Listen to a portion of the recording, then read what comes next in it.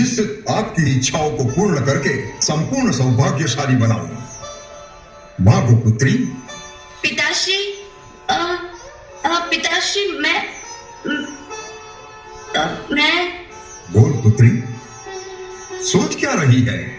पिताश्री, आप मेरे मन की इच्छा पूर्ण करना चाहते हो तो मेरा विवाह युवराज अरिदमन से करवा दीजिए। वे बहुत सुंदर है, सर्वगुण संपन्न है, और पिताश्री, जब से मैंने उनको देखा है मन ही मन अपना पति मान चुकी हूँ। अवश्य अवश्य पुत्री सूरसुंदरी, आपकी यह इच्छा अवश्य पूर्ण होगी। मैं आपका विवाह कुरु जंगल देश के राजा दमितारी के पुत्र युवराज अरिदमन के साथ बड़ी धूमधाम से करवाऊंगा। धन्यवाद पिताश्री, धन्यवाद। आप महान हो पिताश्री, महान हो। पुत्री मैना सुंदरी, आप मौन क्यों हैं? देखो, सूर सुंदरी ने वरदान मांगा और अपने मन की इच्छाओं को पूर्ण करके कितनी प्रसन्न है। क्या आपको प्रसन्नता नहीं हुई? बोलो पुत्री, आप भी कोई प्रिय पात्र के साथ विवाह करना चाहती हैं? बोलो, आपकी इच्छा भी पूर्ण की जाएगी। बोलो। पिताश्री, ऐसी बात इस राज्यसभा में सबके सामने बताना मुझे उचित नहीं लगता। ये विवेकपूर्ण नहीं है। इसमें अनुचित क्या है पुत्री? इस सभा में आप तो सबसे चतुर और बुद्धिमान हो। निसंकोच अपने मन की बात प्रकट करो। पिताश्री, जहां मोह रूपी अज्ञान हो, ज्ञान लेश मात्र ना हो और सभा में सब जी हजूरी करने वाले हो, वहां बोलना उचित नहीं है।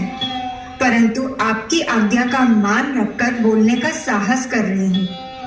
पिताश्री, आप विवेक निधान होकर ऐसा अनुचित क्यों पूछते हो? उत्तम कुल में जन्मी कोई भी कन्या सबके सामने कैसे कह सकती है कि मुझे मेरा प्रिय वर चाहिए? वो तो माता पिता के द्वारा पसंद किए गए पति को ही प्रामाणिक मानती है ना।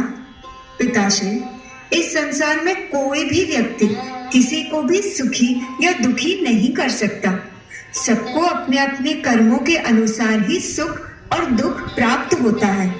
कर्म के सिद्धांतों को बदलने का सामर्थ्य किसी में भी नहीं है। इस संसार के प्रत्येक जीव कर्मवश है। इसीलिए पिताश्री, मैं नम्रता पूर्वक आपसे विनती करती हूँ कि आप अपनी शक्ति और सामर्थ्य पर अहंकार ना करें।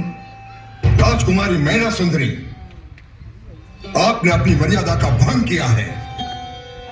मेरे मान सम्मान रिद्धि सिद्धि को ललकारा है। ज्यादा ज्ञान पाकर मेरे ही दरबार में मेरा ही अपमान कर रही हो। ऐसा करके तुमने अपने ही भविष्य का नुकसान किया है। पिताश्री, मेरे कहने का तात्पर्य आपका अपमान करना नहीं है। अपमान तो मेरा कर ही चुकी हो। मेरे प्रिय होते हुए भी मुझे शत्रु समान लग रही हो। हे मूर्ख, ये जो अनमोल वस्त्र और आभूषण तूने पहने हैं, ये उत्तम खान पान, दास दासियों की सेवा, ये सब किसके प्रताप से है? मेरे ही प्रताप से। तू बाप कर्मी है, बाप कर्मी। नहीं पिताश्री, मैं बाप कर्मी नहीं हूँ, मैं आप कर्मी हूँ। मैना! आप क्रोध ना करें पिताश्री, शांत रहिए, मेरी बात ध्यान से सुनिए। मेरा जन्म आपके उत्तम कुल में हुआ है। ये मेरे पूर्व जन्म के शुभ कर्मों के प्रभाव से ही है।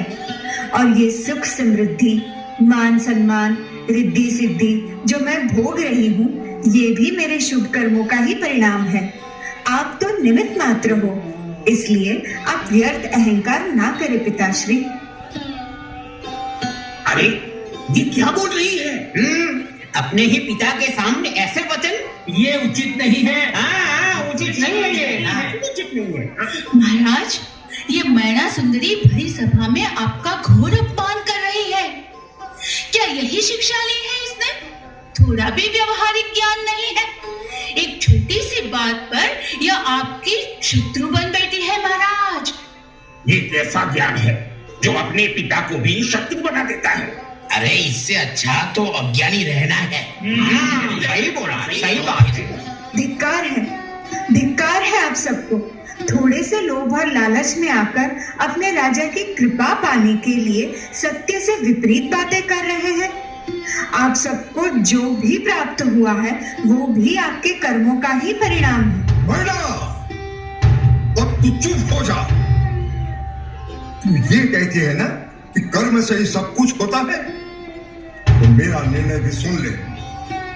अब मैं तेरा विवाह किसी लूले, लंगड़े, कुबड़े, कोढ़ी रोगी के साथ करूंगा। तब तुझे समझ में आएगा कि कर्म क्या होता है।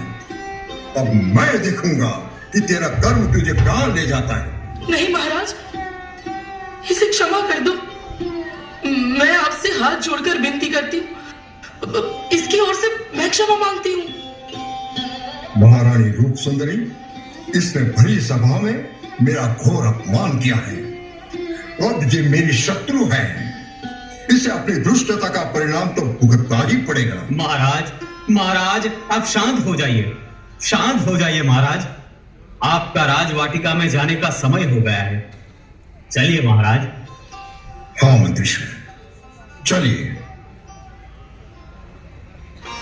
राजकुमारी मैना सुंदरी के वचन सुनकर अत्यंत क्रोधित हुए राजा प्रजापाल को शांत करने के लिए